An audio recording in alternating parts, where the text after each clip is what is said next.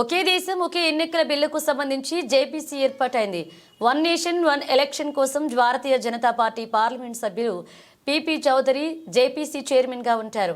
ఇక జేపీసీ నుంచి బీజేపీ సభ్యులు పీపీ చౌదరి, బన్సూరి స్వరాజ్, సీఎం రమేష్, పరుషోత్తం రూపాల, అనురాగ్ ఠాగూర్, భర్తీహరి మహాతాత్, అనిల్ బల్లూరి, అలాగే వీడి శర్మ, విష్ణుదయాల్ రామ్ బీజేపీ సభ్యులు కాగా జేపీసీలో కాంగ్రెస్ సభ్యురాలు ప్రియాంక గాంధీ వాద్రా లోక్సభ నుంచి నియమితులయ్యారు.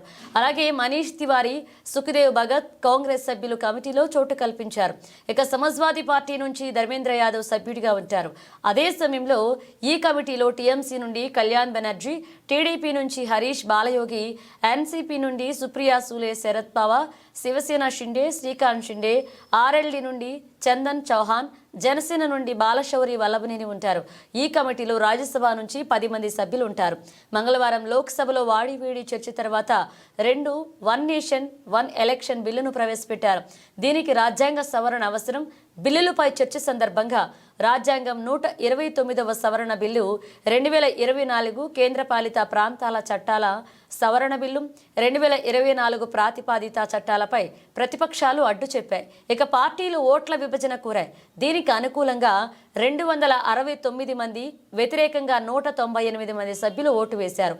ఈ నేపథ్యంలో కాంగ్రెస్కు చెందిన ప్రియాంక గాంధీ వాద్రా, ఎన్సీపీ నేత సుప్రియా సూలే, బీజేపీ నేత అనురాగ్ ఠాకూర్తో సహా 21 మంది లోక్సభ ఎంపీలు, 10 మంది రాజ్యసభ ఎంపీలు సంయుక్త పార్లమెంటరీ కమిటీలో భాగమయ్యారు. ప్రభుత్వం తిరస్కరించిన ముసాయిదా చట్టాలను రాజ్యాంగ సవరణ బిల్లు, సాధారణ బిల్లు, సమైక్య నిర్మాణంపై దాడిగా ప్రతిపక్ష పార్టీలు పేర్కొన్నాయి. ఈ బిల్లులు రాజ్యాంగ విరుద్ధమని కాంగ్రెస్ ఎంపీ ప్రియాంక గాంధీ అన్నారు. ఇది మన దేశ సమైక్య విధానానికి విరుద్ధమన్నారు.